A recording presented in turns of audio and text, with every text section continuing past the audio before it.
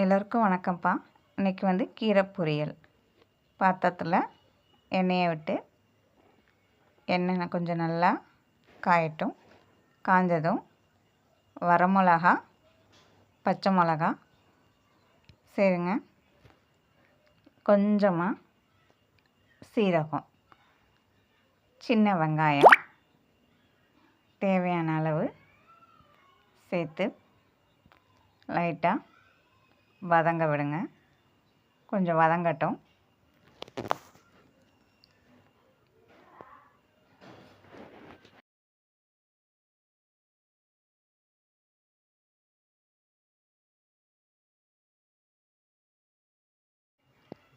கொஞ்சம் பொன்னிறமாக வதங்கின பிறகு நம்ம நறுக்கி வச்சுருக்க கீரையை சேர்க்கணும்.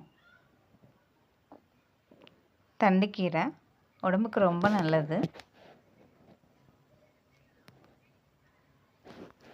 கீரையை அலசும் போதே தண்ணி இருக்கிறதுனால தண்ணி சேர்த்து வேக வைக்க வேணாம். எண்ணெயிலே தான் வதக்க போகிறோம்.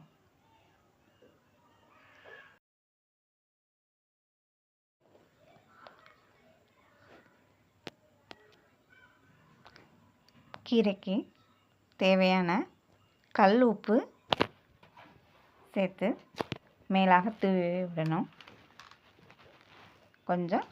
கொஞ்ச நேரம் தான் மூடி போட்டு அப்போ தான் அந்த ஆவியில் கொஞ்சம் வேகும்.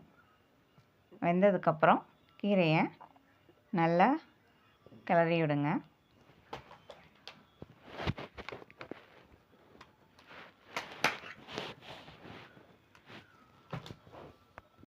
இப்போ பார்க்கும்போதே உங்களுக்கு தெரியுதில்ல கீரையில் உள்ள தண்ணி எவ்வளோ இருக்குன்னு. தண்ணி ஃபுல்லாக நல்லா சுண்டட்டும். அது வரைக்கும் இடையில மட்டும் கிளறி விட்டுக்கிட்டே இருங்க. கொஞ்சம் நிறம் மாறாமல் இருக்கிறதுக்காக கொஞ்சமாக வெல்லமோ இல்லை நாட்டு சர்க்கரையோ சேருங்க. சேர்த்தா கீரையோட நிறம் மாறாது, டேஸ்ட்டாகவும் இருக்கும்.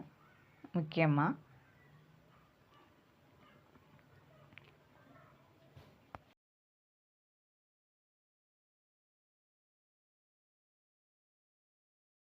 நல்லா கிளறின பிறகு தண்ணி நல்லா வற்றிருச்சு.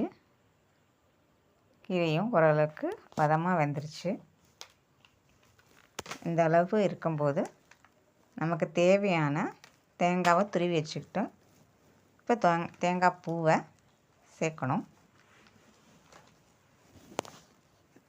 தேங்காய் பூ சேர்த்த பிறகு அது லைட்டாக கிளறி விடுங்க. கொஞ்சமாக அடி பிடிச்சிடக்கூடாது, அதுக்காண்டி தான் அடிக்கடி நம்ம கிளறி விட்டுக்கிட்டே இருக்கோம். அருமையான தண்டுக்கீரை பொரியல் ரெடி ஆகிடுச்சு. நீங்களும் வீட்டில் உள்ளவங்க எல்லாருக்கும் செஞ்சு கொடுங்க. ரொம்ப அருமையாக இருக்கும்.